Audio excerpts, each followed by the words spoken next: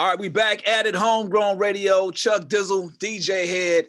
We got another generation of greatness on the line with us, on the Zoom with us, not in the building with us. We got NHALE, you know what I'm saying? Just dropped that project the next episode. Man, what's going on? NHALE, how you feeling, bro? All my good, man. I'm all good. Salute to y'all, man. Appreciate y'all for having me. How y'all feeling? We all good, bro. It's been Can't a long complain. time coming. First and foremost, I just want to get the elephant out of the room for those of people who don't know or not familiar. You know, you got the shirt on right there. You know, hold that thing up. You know, for the people to see. I'm stretching with it because I do need to stretch. But yeah, man, check it out, man. That's Pops right there. You know what I'm saying? It's actually this is a drop I just did with Pro Club, man. Make sure y'all tune into that. It's the limited edition line. I'm gonna get y'all one, man. Dope. That's what's up. So I just wanted to get that out the way because people be like, man, he looked just like Nate Dogg. Ain't that he kind of sound like he sound like Nate Dogg? Like, yeah, bro. Respect the lineage. Love. Do people give you that without? I would think it's hard to imagine people wouldn't give you that. Do people give you that without knowing that you are Nate Dogg's son? Yeah, like some blogs, like I do features with somebody and they had a blog posted or something and not put who I am on it, or then just put my part on it, and the comments would be like it was good until he sounded like Nate Dogg, or he should have never wore that Nate Dogg shirt, or stuff like that. And I sit back, I laugh though, because that's the kind of effect that I want though, somewhere real organic. And that's actually how I wanted to kick it off. Like, how do you respond to people like that, to the critics, to people that either may not catch on just yet or just have just shit to say? It's more fuel and motivation for you? Yeah, most definitely. And my grandma taught me this: you can't please everybody. So you could be doing anything, no matter what you're doing, you can't please everybody. So I just figured it's what it come with. Mm-hmm. Now, 10 years in the game, man, 10 years since Pop passed, and you decided to drop a project on that date, the next episode, man. We'll get into the project and everything, but the thought behind it was more or less to honor and the memory and the legacy of your father. But I do want to take it back to the earlier days, and we had a conversation on Clubhouse a couple of days back. The introduction to the music, obviously Pops was into the music. Was that something that you initially were into, or give us the kind of like the timeline of how you got into music?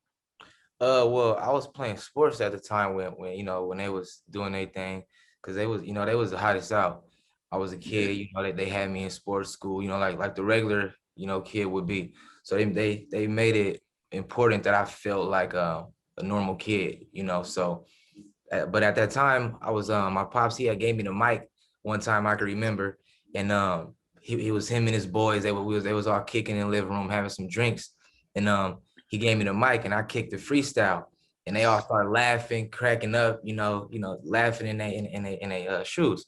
So his homie grabbed the mic and he kicked one too, and the next thing you know, I'll run somewhere in the house and I go high and we having a freestyle battle, and it's just we going back and forth. But I was real young in sports, but at that time, that's when I was like, okay, like, music is something that I must come from, And something that you was interested in, and kind of carried it from there. But at what point did you realize, you said something kind of interesting, if they tried to make you feel like a regular kid, being in the spotlight like that? When did you realize, like, oh, my pops is somebody, or the people that we're around, they're somebody. It's like they're famous. And then part two to that, when did you realize, like, oh, my dad is Nate Dogg? I think when I realized that they was famous is when I played for Snoop team, like my first year, which was like, I want to say, maybe 2004. And I was born in 96. So I forgot, I don't know how old I was, but probably my first year of football, when I played for Snoop, and I seen the kind of cars that they was pulling up in, and they was walking with security and, stuff like that. And I'm adding it up. Like I'm thinking I'm just going to football practice and practicing some football. And you got TMZ out here, you got the cameras, and it's like, oh, like it's more politics around this. But, and then when I like knew he was, I knew he was Nate Dogg at that point, but sadly, I say when he passed away, I seen a lot of like crazy love, like how far it went, and maybe not sadly because it was like bittersweet, but that I got to see like damn, like the effect that he had, not just on the West Coast, but globally. When you say like when first of all, nobody could really ever, like, I guess, experience what you experienced, because that was your like, I always see like the impact that shit has on certain people, right? Like when you look at like like what your pops brought to the game, and then when you look at people like, you know, Nip, or when you look at people like even, well, Pac didn't really have kids like that, but I'm saying, like, you look at these people like these big icons, right? Like, oh wow, this person is this, but then you don't ever think about, like, you never think about like this person's a father, like, but Yeah. not, I mean, you might know that they are father, but you never think about it from the perspective like, It, damn, they dad didn't come home. but what's We crazy? thinking selfishly like, damn, we not gonna get no more music. Yeah. And go ahead.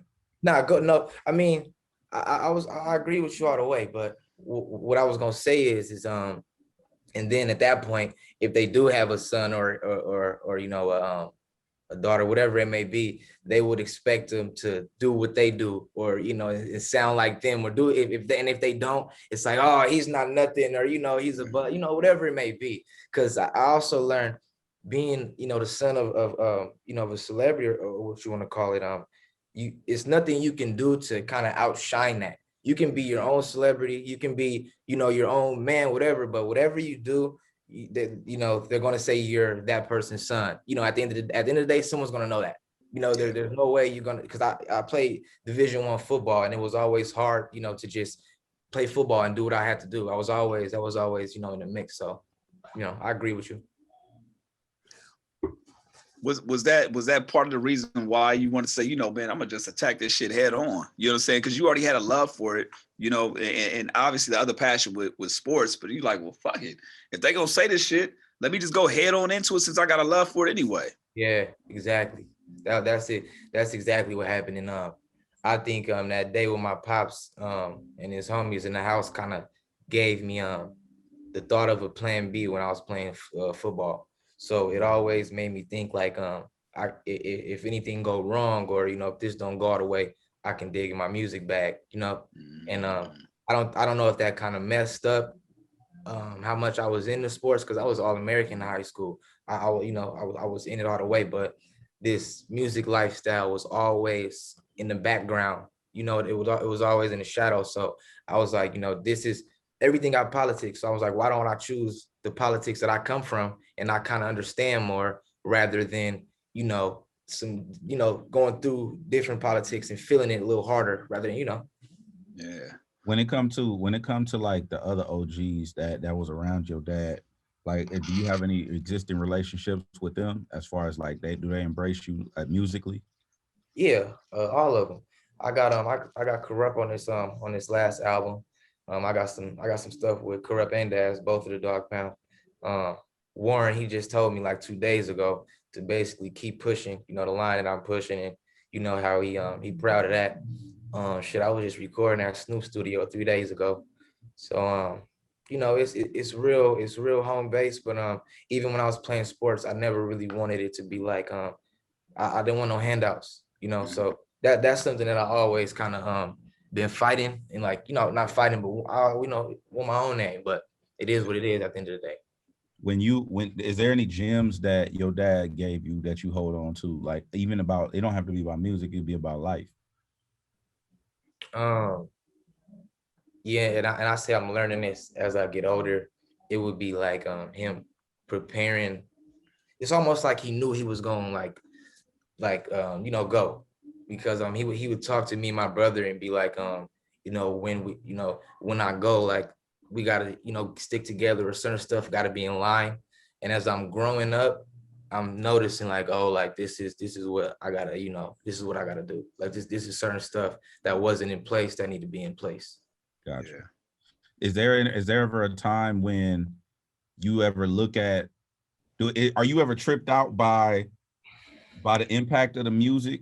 Like, cause you know, like, I mean, I know you like, you were young, right? So you was young. I'm like, I wasn't around, like I was still young for the Death Row era and all of that shit. But then if you look past that, like, obviously, you know, you'll probably had a music career that was bigger than that era. Even you got G-Funk, you got all these different things that occurred when it comes to your dad. But are you ever tripped out like, damn, like, because I couldn't imagine having my dad be somebody who I looked at like as a fan, right? But are you ever tripped out by some of the music that you heard or still hear to this day that probably is unreleased, or some shit like, damn, that's fucking fire, and then draw your own inspiration for your music? Yeah, definitely. Not that in an exact song, but I definitely draw, you know, get a lot of my music from that. But before you said my music, where you was taking me was just like, put it this way, I was in Puerto Rico like 2 months ago, right? And we was driving to our Airbnb. We got to the Airbnb or whatever, and it was cars driving by. One of the cars drove by and they was playing Ain't No Fun. And it was my pops part. And I'm like, damn, we all the way in Puerto Rico. I can't even talk to nobody. I can't even speak English to nobody on the street, dog. You feel me? So we all the way in Puerto Rico, and they know, you know, what this is. So that let me know enough, like, damn, like that was really a time, you know, in an era like that's, you know, that can't be duplicated. Is there any pressure that Now, I want to that get comes into along with? My bad. I was gonna say, is no, there go any ahead, go ahead, pressure go that ahead. comes along with that though? Because it's timeless music, timeless records. Does that add on to the motivation or add on to the pressure when it comes to you making your music in this body of work with the next episode?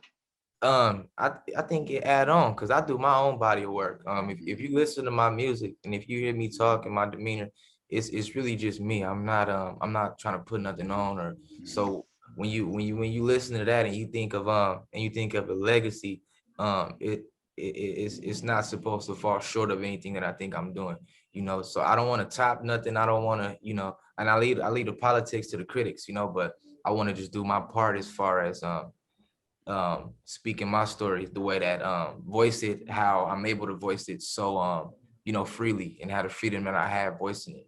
And that's all I want to do. And if I'm able to do that, I think that's enough to add on to the legacy, and the rest is like for the critics to speak about.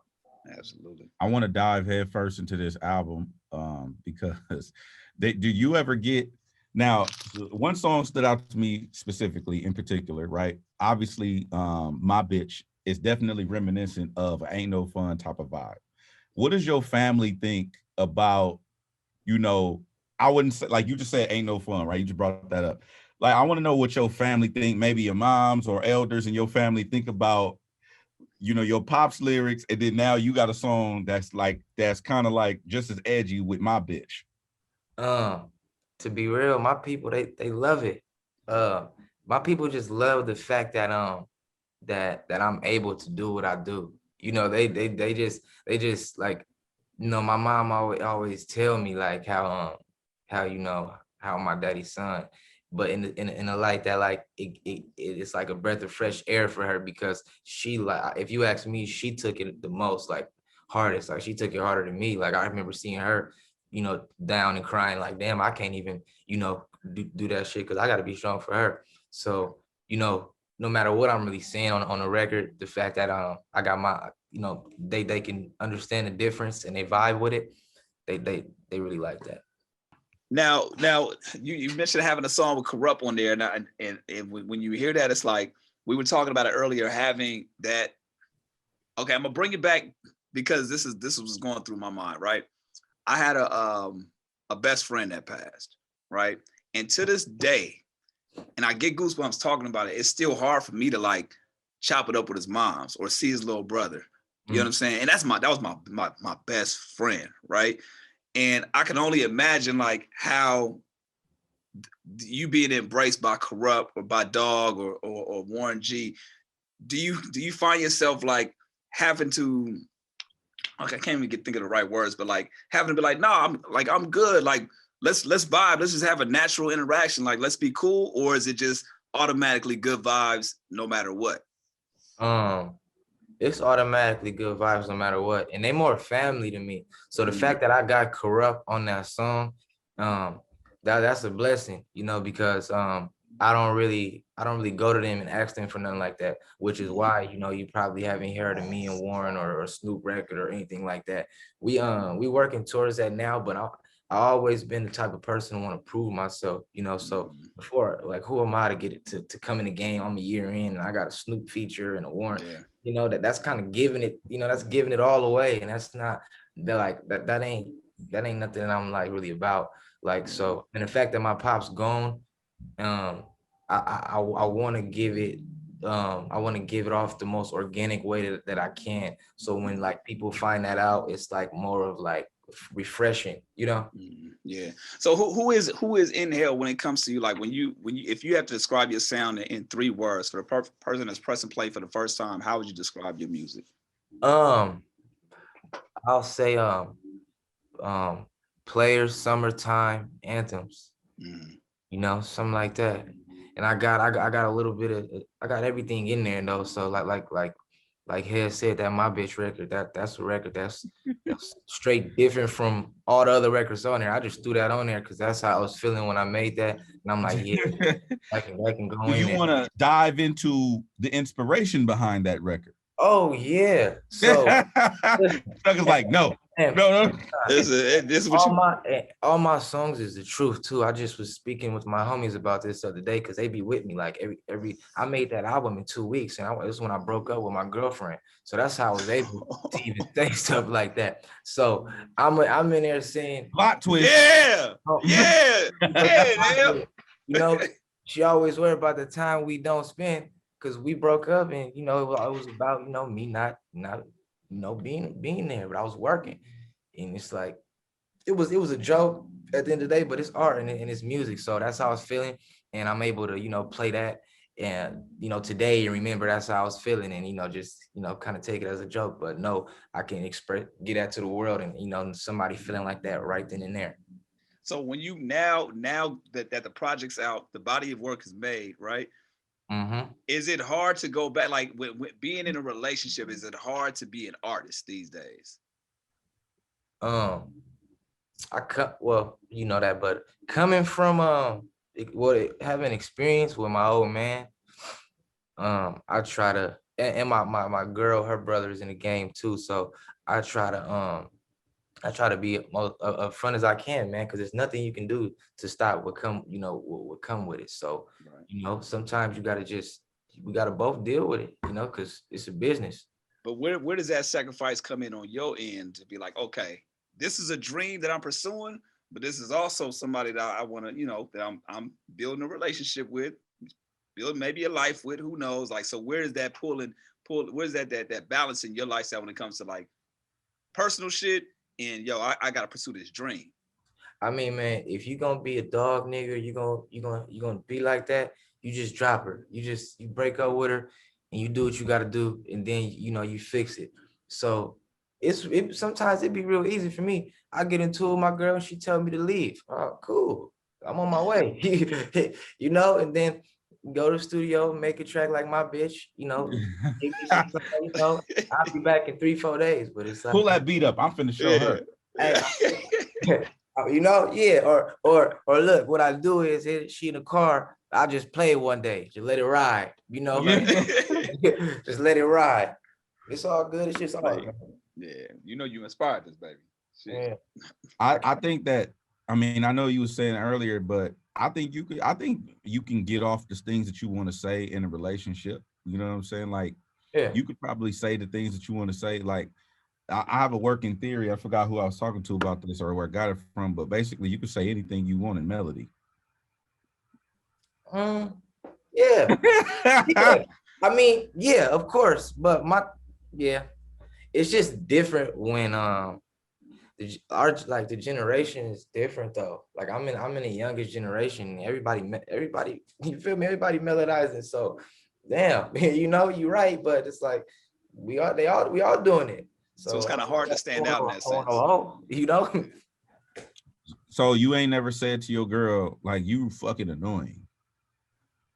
Yeah, man. Yeah. You said that before? Yeah, and that's mean though. That's mean. He said that's me. That's me. Hey, I'm working on being nice though, dog, for real. Because I don't mean no harm, but sometimes I just want my peace, or I want to be left alone, some shit like that, you know. And that's women, they can't take that.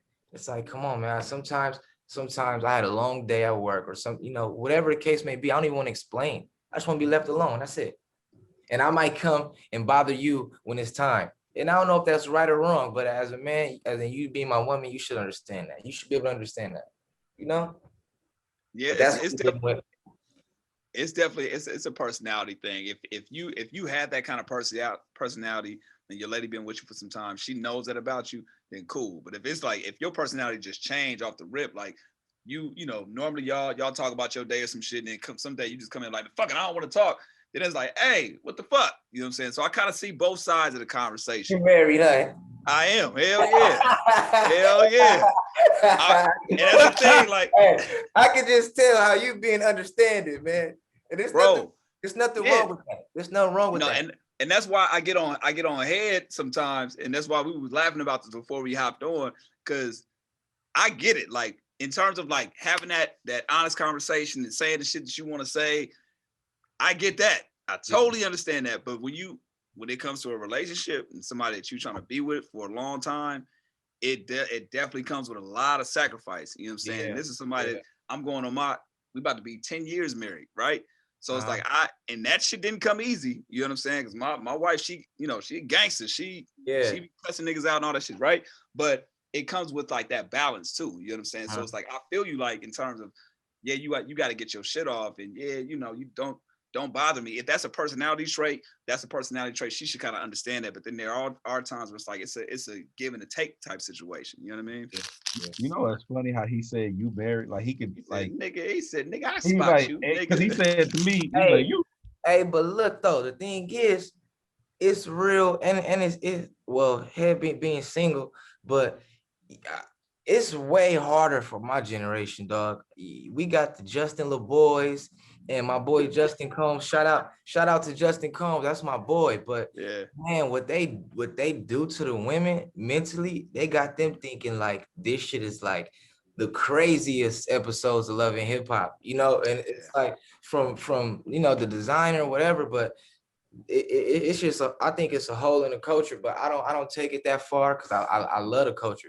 So, but it's just harder for us to talk to women and deal with women when that's straight up what's like what seems cool and what seems like, the highest level of life or something, so it's easier to work with when you, like you said, but you said it was hard, but you 10 years in, I'm a few years in, but it's hard because I'm a young OG in a generation where I really grew up around OGs and really come from, shit. I seen the real effects of the shit that's still cool, but they just kind of like what is it? Just I don't know, but just getting by, in a sense.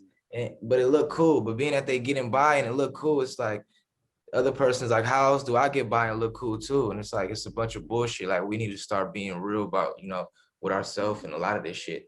And that's why I rap about the shit I rap about, and I do what I do. Cause it's like, I come from this shit, man. I was listening to the Migos and shit, and shout out to Draco and listening to all the everything that my generation owned. I was on that shit like 3-4 years ago. I don't know what happened, but I think if I said I was gonna make music, I just wanted to, and my shit's no different. It's no different, but like he said, I'm just melodizing it. So I'm just, and if you hear me talk, I'm never gonna be retweeting that shit, man. It's just a lot of shit with my generation, man. I wish I was married. You do? I mean, why not, dog? You like being a lone head? I mean, I like my peace. However you want to classify that. But imagine a woman that understands that you like your peace. I'm cool with that. Find me one that understands that you want your peace. I understand. Because he ain't gonna touch that. He like, look, see, I got this thing that I call you got to pick your poison. So right now, my poison is knowing that we got a lot of fast girls in my time that they don't know what peace is. They just know how to, they just know what they know. So I'm picking my poison and taking it slow with addressing how I need my peace and what that look like, I feel you. That makes sense. We had a conversation on air today, and I want your take on it. Just however you see it, right? Yeah. Is it fact or is it cap? Once a cheater, always a cheater. That's cap. Why? I'm gonna tell you why though.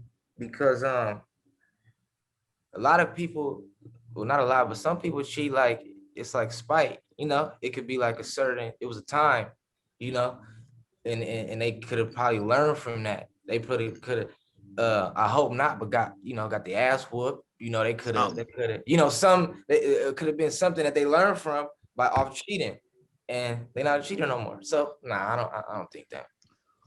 I said the same thing. Me and Head, that's one thing we definitely agree with. There was some people that called him and was like, no, that's a fact, because once a cheater, always a cheater. Man, it was just some spiteful people calling. Let's put it like that.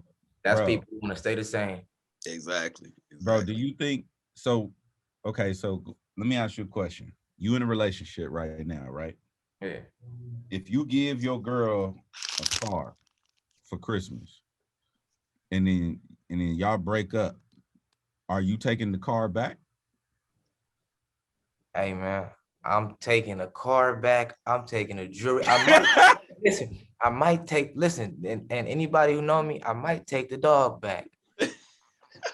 You know, hey, take the dog back. I got control of if I want to go, if I want to be back with her, if I want to leave now. You know, the dog is the dog. Hey, the dog is gonna do it. I'm telling you. The dog, he's like, the dog is gonna rip. That's gonna pull her whole heart out. Hey, I'm telling you. Oh my God. Hey, so do you consider yourself like, okay, on a scale from like 1 to 50 Cent, how petty is NHALE? It was a time where I thought 50 Cent was my daddy. So you tell me. For real though. You like, yeah. I'm trying to get him. Trying to tell you. Bro, that's hilarious. That's comedy. Bro, that's funny as hell. All right, look, let me ask you this one question. So on the project, the next episode, obviously you paying homage to your pops and stuff because you put out Young OG, right? Yeah. And then you had, was it High? No. Young Dog EP. Yeah.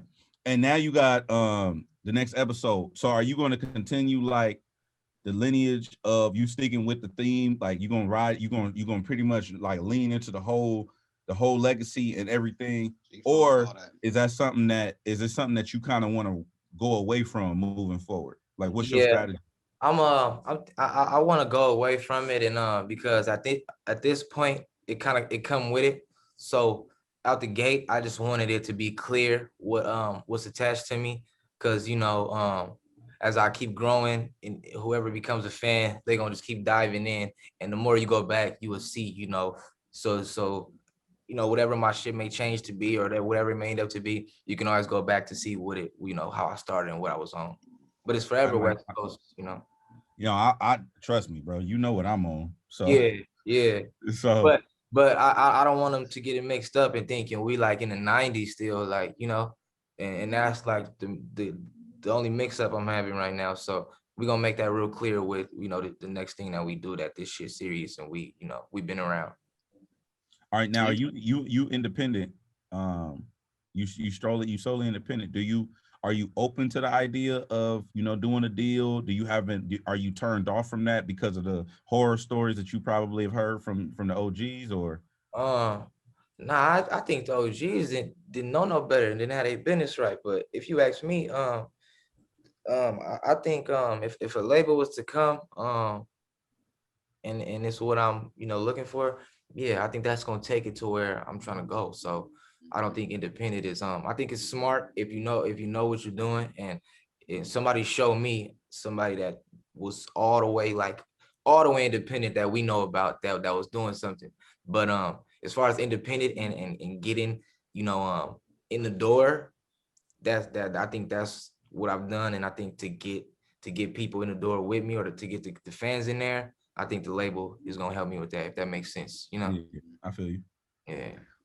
And we were on Clubhouse the other day, as I mentioned earlier, man. And I was actually surprised hearing that, because we were all naming our favorite Nate Dogg songs, right? And I was kind of hesitant to tell people because I wanted, you know, I wanted people to know, you know, obviously the song that I was talking about. But it was a song that I mentioned called Brown Skin. And I had to kind of like walk it up for the people, because some people may not have heard it. It wasn't really attached to an album or anything like that. But then you stepped in and you were like, that's crazy. That was one of his favorite songs, man. And I was actually surprised to hear that. I mean, because the song wasn't finished, it wasn't technically released or anything like that, man. What are your thoughts on that track, and why was Brown Skin his favorite song? That's my second favorite too, by the way. But I know it was his favorite because being a kid, every time we be in the car, that was a song that we always listened to. Like it'd be on repeat. And I don't know why it wasn't finished, but yeah, I don't know, man, because that's if you listen to it today, that's like that'll show you like, yeah, he made timeless music. Like that's a real timeless record. But I just knew it was his favorite song because every time we'd be in the car riding around, we rode in a limo. Every time we get in that motherfucker, I remember getting in and just in my ears, just hearing that song like all the time. Yeah. And again, just something I want to just pay homage to the OG Julio G, man. He did one of Nate's only interviews that I remember. And again, I mentioned this on Clubhouse, but just for the sake of the conversation, for people to know, man, go back and listen to that interview, man. It was a great thing. And one of the things that I took back from it, again, like Hale was mentioning earlier, is that we look at these people like icons. We don't really see them as fathers or brothers or anything in that sense. But one thing that I did take away from that interview was how funny, you know, Pops was, man. And it kind of dives into the personality of an individual. And I want you to speak on that, but also how moving forward you plan on like putting your personality and your whole 2 cents into the music. Because I'm sure there's things that people still don't know about NHALE. You know what I'm saying? And there's the artists, but then there's the individual. So kind of take that philosophy and kind of talk about that. Yeah, a lot of people don't know, man. He was off the record. He was well, not off the record, but off the camera. He was real like funny, man. He did a lot of like movie impersonations and shit. Like I can remember like Jim Carrey was one of his favorite actors, dog. So real? Jim Carrey, I promise you, Jim Carrey. And what's the movie where Jim Carrey was walking on water? He was Jesus. Oh, Bruce Almighty. Hey man, Bruce Almighty was one of my pop's favorite movies. That's how I know Jim Carrey. So wow, stuff like that, man. It was you know, it was like next second hand to him, man. He was a comedian, if you ask me. He did it, he went on some talk show, not talk show, but you know, where they press the button and then they say the answer, something like Family Feud. Okay. And he went, I forgot what it was, man, but y'all people can look this up, man. He went on there and I do remember that. It was the Millionaire Show. Yeah, and he had on the brown suit with the brown hat. He was roasting old girl. Yeah, every answer was a joke though, and right there it lets you know, man, he was a straight comedian. Like I don't even know him serious unless he mad, as my pops, you know. So the fact that people tell you like he did stay with a pistol, but I never seen it. You know what I mean? I never seen it. You feel me? So I'm gonna repeat what his homie said, but to me, like he was funny, you know, he was a dad, you feel me? Stuff, you know, a regular dad, you ask me, but funny. No, but I feel like now, yeah, that's wild. Only reason why I would have never guessed that Jim Carrey was one of his favorite actors. Like that. That's crazy. Mask. I remember all them movies because I used to watch them up with him. I feel like the difference between artists back then and artists now is that there was a certain mystique about the personality versus the music. Like you said, people knew that really knew him, knew he was funny. Or if you got a chance to talk to him for an extended period of time, you'll get that. But from the music, you wouldn't really hear that. I mean, you'd hear some certain jokes and certain lines. You'd be like, okay, that's clever, that's witty, that's kind of funny. But you wouldn't get that because I felt like there was a certain mystique between the artist and the person, right? Whereas now it's completely different, where you kind of have to put everything out there. You got social media, everybody's seeing your day-to-day shit, and you kind of almost have to be as transparent as possible for people to know who you are and tap into the music. Yeah, and but that with him being like that, it's also because he was in the Marines too. So you gotta know, so the like not the personality, but what's the word I'm looking for? But you know how they are in the Marines, discipline, man. Very disciplined, yeah, kind of real discipline, you know. Yeah. So that ties back to say music was his profession. you know, and he learned, and it go, and I think in the Marines, it kind of like set him up to know what being a professional is, or what having that you know, having, yeah, having that, and just being in line. You know, my vocab pretty fucked up right now, but you know what I'm saying. But coming from the military and then, you know, making music, it's like that's where that tone come from. That's where the, you know, the personality come from. You know, and that's where a lot of the music side come from. You know, and that's like what a lot of people only see. You know. Nah, for sure, for sure. I think I think that's, I don't know. I just it always struck me as kind of like damn, I really wish people could have saw more of that.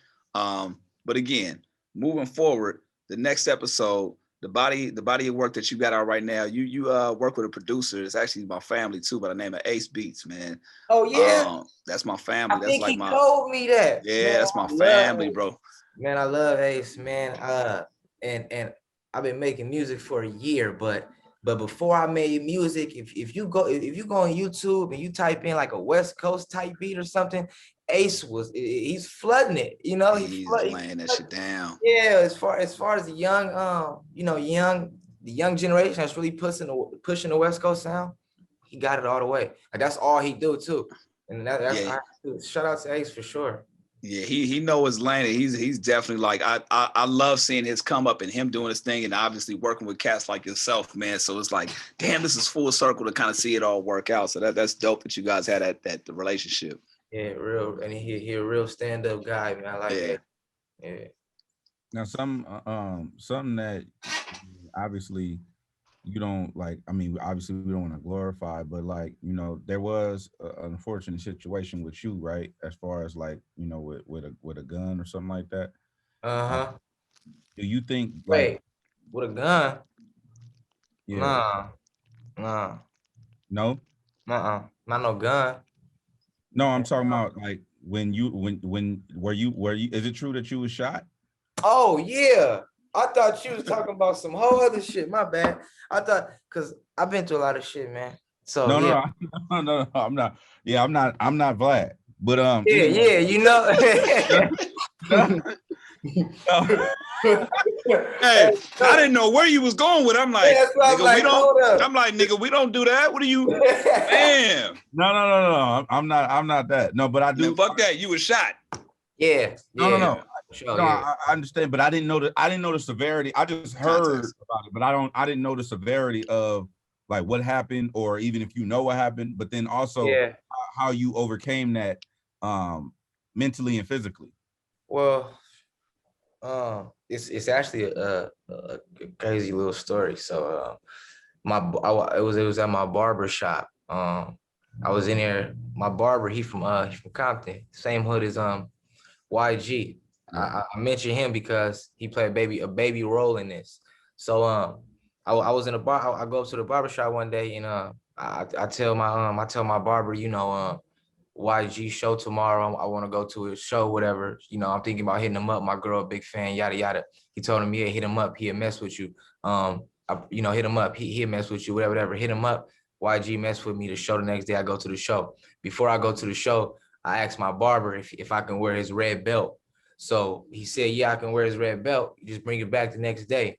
So the show was the next day. So I went to the show, whatever, wore the belt, took my picture with the belt, whatever. That was big time to me. I was in high school. I couldn't, you know, Ferragamo, that was a big baller to me. So I took my picture, boom. Next day, come back. I go back up to the barbershop, drop my you know, big homie's belt off. I let him know, like, man, yeah, we appreciate you for telling me to hit YG up here, real one. You know, he showed me hella love, and shout out to YG, because till this day, you know, he's somebody on the West Coast that showed me love when I was in college in Washington. You feel me? So shout out to him. Boom. I gave him the belt back, man. I sit down and chop it up with him for like 5 minutes. Going into like the 6th minute, 3 people just walk in the doorway, like you know, triangle set up, you know, one here, one behind them, you know, 3 of them. And they just shot the whole barbershop up, you know, the whole barbershop, you know, one way this way and one way this way, aired the whole spot out. And when you walk in, I'm like, I was sitting down talking to my barber, and I was like in a waiting area, you know. So when you will first walk in, that's the first place you see, the waiting area, you know. So I got hit first. When I got hit in my arm, I had to basically play dead because I'm like, man, it's over with. So as I'm on the ground, I'm thinking like, damn, like, you feel me? Like, they hit me again, it's over. But sure enough, you know, they didn't hit me again, but they had hit my barber like 8-9 times. Hit the dude, he was cutting like same shit like 10-11 times, and they both died and shit. It was just Oh my that shit left me traumatized. I was already traumatized from losing my pops, but that was like, man, this shit crazy. You feel me? That's what, and the thing is, I had lightly heard the story before, but I never heard it from your perspective. But then also, like you said, it left you traumatized. And I think that we're in the environments that we come from, because we just talked about this with the homie Bale. Bale from LA too. And I think when we kind of normalize these things because Yeah, of where we come from.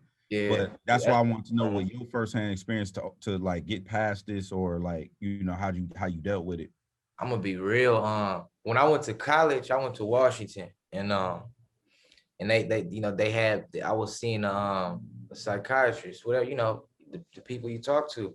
Yeah. The problem was with that was it was a system, and in that system, they wanted me to play football. But long story short, I still deal with that shit.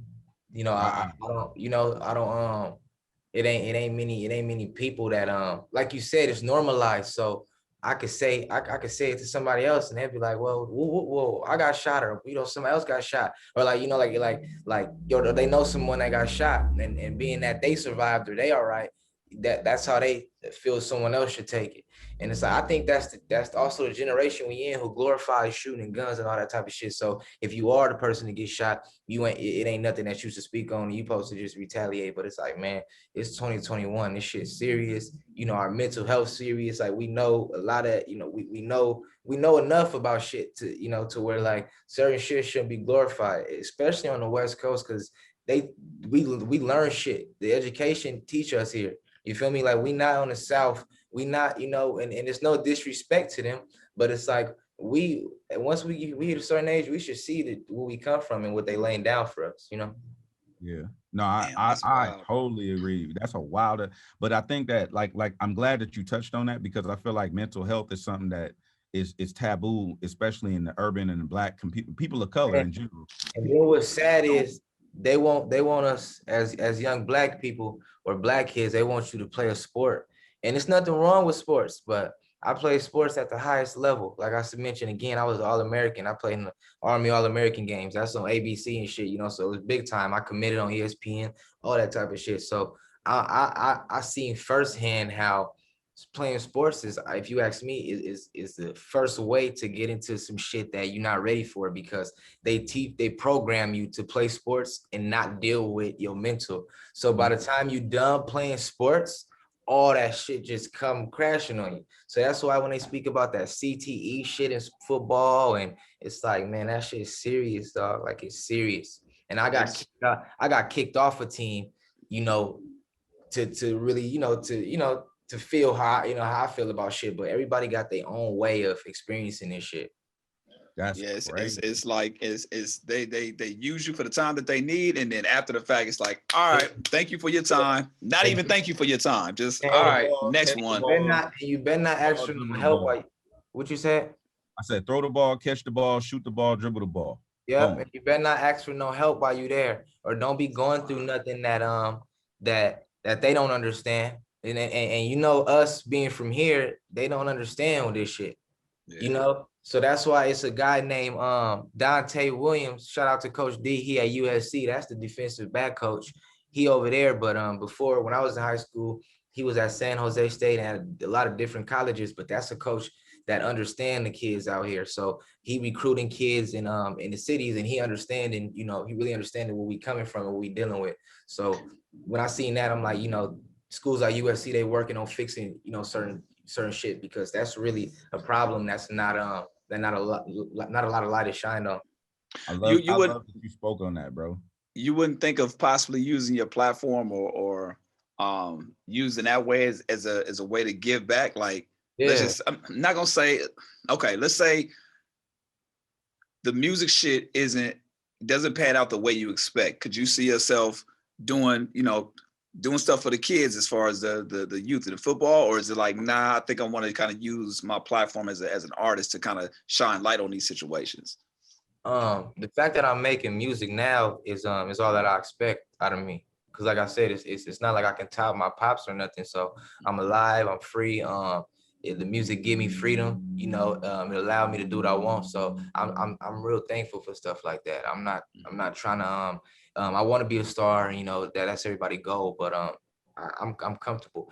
But and then to answer your other question, that's a part of me. So that's a part of NHALE. So when you ask when if people don't know, and I couldn't really describe myself in 3 words, but a little longer, who I am is I'm somebody who been through a lot of shit, and I had like hoop dreams, shit like that, and I was at the top of that shit, and just the shit that I was dealing with back home and shit is what affected me. So something that's important to me, and when I get to a certain level that I think I could afford to do this, and it's time, is just helping kids that deal with mental health problems that want to go to the NFL, NBA, and let them know how how I messed up or what I did and how to not do that, because you still may be able to look at me and be like, well, you still making music, or, you still good, but I also still wish I could have, play some football like all the time. I love playing football. Like that was since I was a kid. Like I was, it was fun.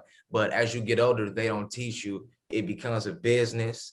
People, families got to eat and all that type of stuff. So I think I would want to teach kids that young. Sadly, you can't let kids be kids like they say you should, because then they get to a certain level and they have a certain expectation, and it's like that's not the reality of it. Yeah.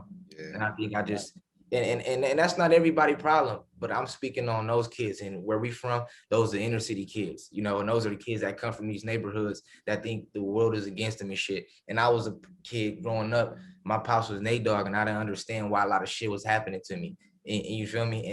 And that just because that's who my pops was, that doesn't mean I'm obligated to a lot of shit. But man, I got like, you feel me? I got shot. I like when he died, he was paralyzed from the neck down. You feel me? Like, you feel me? It's just, I come from shit that anybody, like my people from Louisiana, like nigga, my grandma's house, I grew up with, like, I went to my pop's house from Thursday to Sunday, but nigga, my people, I was at my grandma's house, we had roaches in the crib. You feel me? They from Louisiana. So I'm really like, you feel me? So that's why when people, that's why when I speak, whatever I do, I want it to be real clear on a lot of shit, because I really come from shit, and it's what I come from. I'm really made it out of that shit. And a lot of people don't make it out, and people may think since I'm Nate Dogg's son, I was never in that shit. And I'm working on just getting this shit off the right way. That's why if you look in my music video, In My Hood, that's in the east of Lakewood, where people don't even really know about where my grandma lived. And you might not think ain't shit going on over there, but you feel me? It's just like the next neighborhood. It's going on, you feel me? And that's all I want to shine light on. But and once all that's clear and it makes sense, then it's not even about me. It's more about the kids I'm talking about and give it back and shit like that. I love that, bro.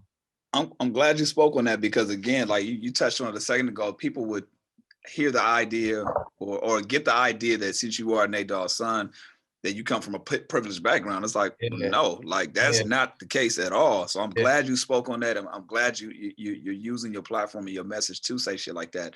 Now, what would be one thing that you would go back and tell the younger NHALE when he started this music? I know you just kind of relatively started, but when you first picked up the mic, first kind of getting into this thing, like what's some advice that you could tell yourself when you first started? When I first started, I would say to reach out to my uncles more and let them know that this is the direction I'm going and where I'm headed and what I'm doing. Because even though it's working how it's working, it's still bigger than me. And it's a brand that been and they kind of made it able, they made it possible for me. And I don't, and as you can see, I don't went viral sometimes for being misunderstood with sending some words to my Uncle Snoop, but that's family, and shout out to my Uncle Snoop, he knows love. But just so when shit like that come out, or if it was to come out, it would be understood where it's coming from, and it's not, misunderstood, and just the right moves to where when you hear my name, or when you ask me my independent or something, these guys should be, not directing me, but should be my back pocket. And they are, but now it's like I made it to where I kind of got to get to where I'm getting to and then make that call. But if I would have let them know this is what's going on and this is my direction, I might be able to drop later than sooner. Right. We do this thing called curbside confessions on the show, where we have listeners, we have people call up and tell us crazy stories about Uber, Lyft, Postmate. That you got any crazy stories dealing with a ride share driver, or dealing with a delivery person? Ride share, man, but I don't take Ubers no more, but I used to. You got any crazy stories with you? Yeah, man, look, man, me and my boy in college, we got in an Uber one time after a party. So I'm in the back, he in the front. We smacked, like totally smacked. The ride like 15 minutes long. We like 7 minutes in a ride. My boy texts me. He texts me, "You got a bag?" I'm like, "Nah, for what?" Like, bag for what? I'm like, he said, "Man," all he said was, "Man."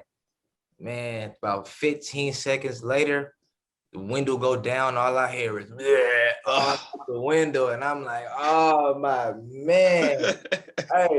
hey, this when I was going to school in Montana, man. So I don't know if y'all been in Montana, but it ain't nothing but nothing. So man, it ain't nothing but nothing. Hey, the Uber driver pulled over and told us we had to get out, and it was like the last time I think I got in an Uber with my man.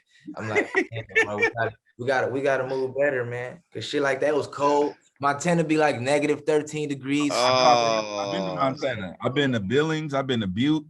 Yeah, I went to school in Bozeman, man. Yeah. Yeah, man. That's no bueno. That's no bueno at all, dog. That's that. And you were in the back seat or you were in the front?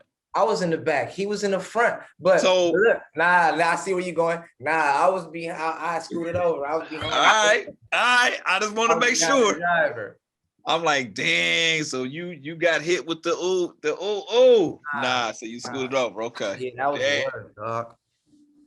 That's all. College horror stories, man. That was one of those, man. It's a lot of stories I got in college, man.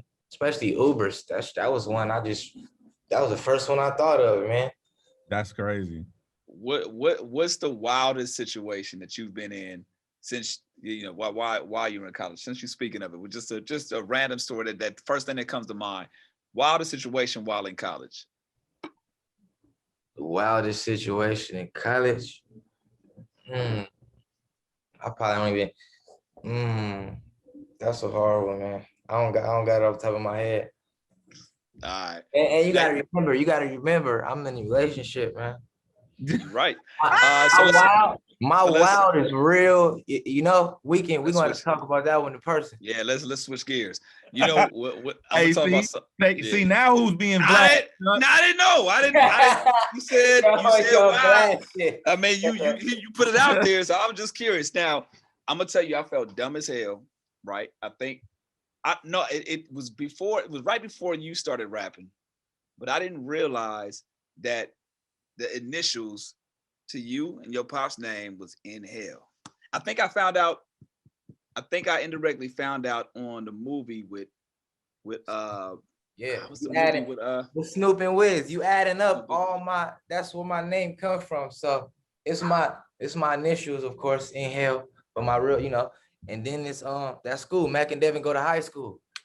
So the school was NHALE High School. And then my boy called me NHALE before that movie came out, when we was young. So I'm like, man, what's going on here? This is me, So I, instead of calling myself something crazy like Baby Nate Dogg or something, I mean, hell, that's me. That's my name. That's what it is. And I smoke a lot of weed. So I was gonna say, how synonymous is that? That what I'm saying, it just goes hand in hand. I had no idea. And I was just like, oh shit, it just went full circle.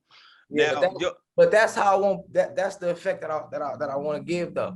Real organic, because it could be real easy walking up everywhere and having somebody say that this is Nate Dogg's son and that's easy.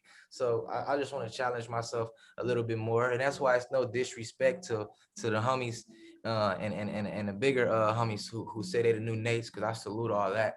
And so it's just when I don't want it to get mixed up with what I'm doing, and people be like, but he's the new Nate and that's him. But it's like it is what it is, and that's those people saluting the brand, so I don't take that away from them. Now, NHALE, the year can't end. We always ask everybody this. You got to get in your manifestation bag right now. All right. The year can't end without NHALE doing what? What's one thing you want to knock off your list, vision board, you know what I'm saying? Things that you pray about. What's one thing that the year can't end without NHALE doing what? I want to travel somewhere I ain't been to, out the country. I've been on I just got off probation, so I want to go somewhere where I couldn't go anywhere out the country. I like freedom, man. So every day is, I just be thankful, that I'm free, because any nigga who lost their freedom or, not here no more, they know what that feel like. So, they know what it feel like to not, be free and have losing a loved one. So it's the fact You've been to Puerto Rico. You've been to Puerto Rico. How you know? Nigga, you said it earlier in the story. Oh, my bad. Come on, man. Smoke a lot of weed, man. You're like, Vlad, wait, hold on. Nigga, you told us. My bad. You said that. He said, nigga, how you know? All right, look. Listen, last question, okay? If NHALE stayed in the league, right? Never to do music, who would you say would be able to be this generation's Nate Dogg? I like how you put it like that, because now I get to have an opinion. You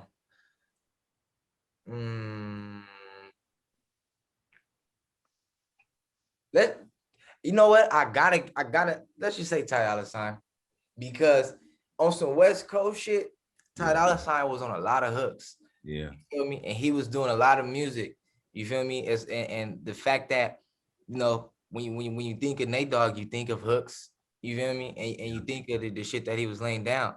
So it was just, I think right now he like, he taking his shit for, like, in his own lane, which he should, and as he should, and do it in his own brand. So I think it's just important that I just stir up the pot a little bit with what I say, but it's all love. And I think it would be him. I don't think nobody got enough body of work than him, than to even compare. Hey, real quick, I know we wrapping up, but I just gotta say, and I think I said this to you before, but when you just brought up the hook thing, I felt good. And I don't know, I mean, this is probably before you was able to realize it, but I felt so good when the industry embraced your dad, bro.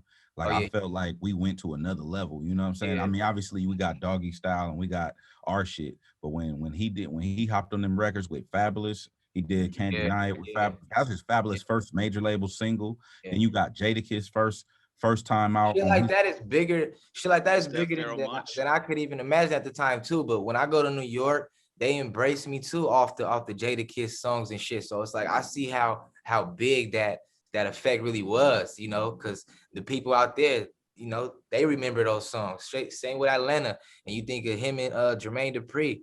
So it's like the love is in a lot of places. So definitely. What was your mom's thoughts about area codes? Oh man, bro, my mom's, who knows? She probably was rapping that shit. Hey, listen, I'm telling you, I got some crazy parents. You better ask. I'm the kid that, nigga, my mama was the one that was going to the club, popping up out of nowhere that they had to let in. You feel me? Like, who let her? My pop's got a song called "Ring the Alarm" with Ring the Alarm. Hey, the woman that's just excited. Hey, my uncle says about my mama, homie. Shout out to my Dukes, man. She knows all love. She knows it's all love, but the records is true, just like my shit. So I believe it. And NHALE, that's what it is. Is there anything that we haven't mentioned during this interview, this conversation, that you want to make sure that the people know, just to kind of like close this thing out? Nah, man. Take care of your mental, man. That's about it. There it is, man. The next episode out right now. NHALE, man, it's been an honor, man, having this conversation. This is just the first of many, you know what I'm saying? Consider us and homies, you know what I'm saying? Homegrown homies, man. We appreciate you checking in to Homegrown Radio. Chuck Dizzle, DJ Head, NHALE. The next episode, go on and stream that, support that, man. We appreciate you, bro. Love, bro.